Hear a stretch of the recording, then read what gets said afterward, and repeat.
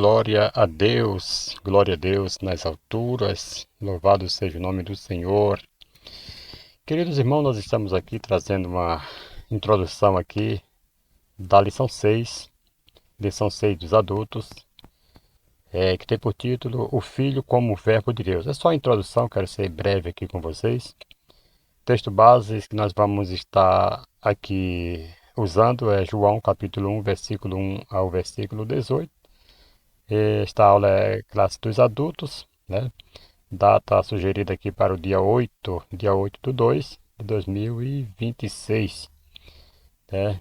E nós estamos aqui, amados, trazendo este trabalho maravilhoso. Eu creio que é de grande valia, grande proveito aqui para nossas vidas, para nossas almas. A introdução, amados, nos diz assim: João não começa seu evangelho falando de manjedoura, pastores ou nem mesmo de anjos. Ele começa no eterno, né? Enquanto Mateus apresenta Jesus como rei e Lucas apresenta como homem perfeito e João apresenta Jesus como Deus, usando aí uma expressão profunda, né? O verbo, que é o logos de Deus, né? Ao chamar Jesus de verbo, João afirma que Cristo não é apenas alguém que fala por Deus, certo? Mas o próprio Deus falando, revelando e agindo na vida do ser humano.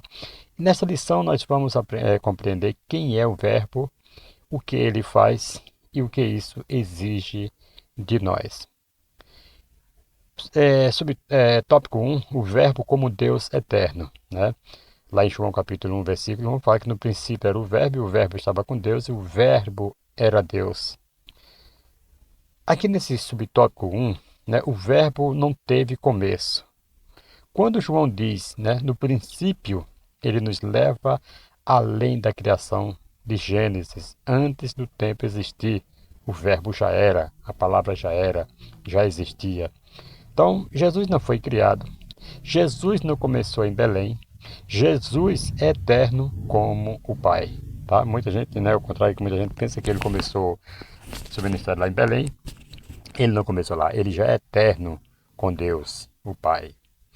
Isso destrói, amado, a ideia de que Cristo é apenas um grande profeta, como muitos pensam, ou um ser criado, certo? Então, nós vemos que ele é eterno, tá? Segundo subtópico, distinto do Pai, mas da mesma essência. O Verbo estava com Deus, amado, distinção de pessoas. O Verbo era Deus, mesma natureza, mesma essência. E aqui está o fundamento da doutrina da Trindade, né? Pessoas distintas, essência divina única. Amém? Então ele é pessoas distintas, mas a mesma essência, uma única essência. Vamos ao tópico 3, né? Subtópico 3, o verbo como fonte da vida.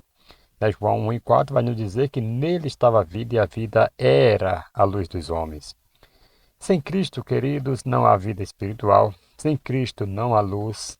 Sem Cristo não há salvação. Tá? Ele não apenas dá vida, ele é a própria vida. Tá? Jesus não apenas dá vida, ele é a própria vida. Ouça isso no nome de Jesus.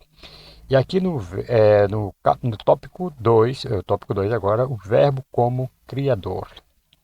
João capítulo 1, versículo 3 nos diz assim que todas as coisas foram feitas por ele e sem ele nada do que foi feito se fez. Veja só que maravilha. Né? Todas as coisas foram feitas por quem? Por Cristo. E sem ele nada do que foi feito se fez. Então, desde a criação, lá em Gênesis, quando Deus falou, façamos o homem, Jesus já estava presente ali, porque ele já existia. Nada existe, queridos, fora da ação do verbo de Jesus, né? João é bem categórico, né? Quando ele fala tudo que existe passou pelas mãos dele, de quem? Do Filho.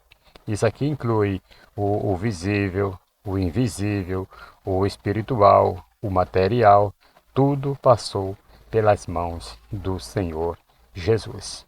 Aqui em Colossenses capítulo 1, versículo 16, confirma que tudo foi criado por ele e para ele. Vejam só, tudo foi criado por ele. Então Jesus já estava aí, né, criando, louvado seja o nome do Senhor. Subtópico 2 vai falar assim: o verbo não é parte da criação. O verbo não é parte da criação, certo? Porque ele não foi criado, tá? Ele é o criador.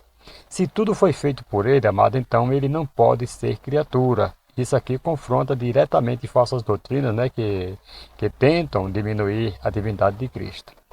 Então, negar Jesus como criador é negar a Bíblia, tá? Então nós não devemos negar de maneira nenhuma, porque ele é o criador.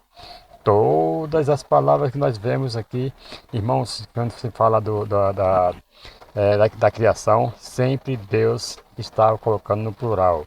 Né? Façamos o homem, confundamos as línguas, façamos isso. Então tudo, Jesus está incluso porque ele já existia desde a fundação do mundo. Subtópico 3, o Criador que se importa com a criação. Tá uma chuvinha gostosa lá fora, né? Olha o barulhinho da chuva, tá bom para dormir, né? Vamos lá, o Criador que se importa com a criação. O mesmo verbo, querido, que criou o universo, entra na história, caminha com o homem, se envolve com a dor humana, ouça isso em nome de Jesus. Isso aqui, querido, nos mostra que Deus não é distante, mas presente. Glória a Deus. Porque ele se envolve, amado. Não tem essa de ter, muitos falam que Deus criou o homem e deixou a mercê do tempo. Não. Ele entra na história, caminha com o homem todos os dias. Ele falou: onde tiver 2 ou 3 reunidos no meu nome, ali estou no meio dele. Então ele está caminhando com ele. Eis que estou convosco todos os dias até a consumação dos séculos. Então Deus está conosco, porque os séculos ainda não foram consumados. Então ele está conosco e ele se envolve com a nossa dor. Ele se preocupa comigo, se preocupa com você. Ouça isso no nome de Jesus. Isso aqui mostra que Deus não é distante, ele está sempre presente. Ouça isso no nome de Jesus. A Bíblia diz que Deus não está do outro lado do oceano para que ninguém falar assim: quem atravessará o oceano para lá, né, buscá-lo? Quem nem está no céu para que dizer assim: quem sobe até lá? Mas ele está no seu coração, a palavra está perto de você. Ouça isso no nome de Jesus, ele está presente aí com você. Vamos ao tópico 3, o verbo como revelação do Pai. Veja só, e o verbo se fez carne e habitou entre nós, João 1,14. O primeiro subtópico diz assim: Deus decidiu se revelar em forma humana. Veja só que maravilha, né? A encarnação, queridos, não foi improviso, não foi improviso, foi plano eterno. Jesus é a linguagem de Deus traduzida para nós. Jesus é o caráter de Deus em ação. Jesus é o coração do Pai visível. Ouça isso no nome de Jesus. Então, amado, quem vê a mim, olha que Jesus falou para os discípulos: quem vê a mim, para Tomé somente, né? Quem vê a mim, vê o Pai. Ouça isso no nome de Jesus. João 14, versículo 9. Então, amados, o segundo subtópico diz assim: a graça substitui a condenação. Me faz lembrar agora lá em João capítulo 1, versículo 17, né? Fala que a lei foi dada por Moisés e a graça e a verdade vieram por Jesus Cristo, certo?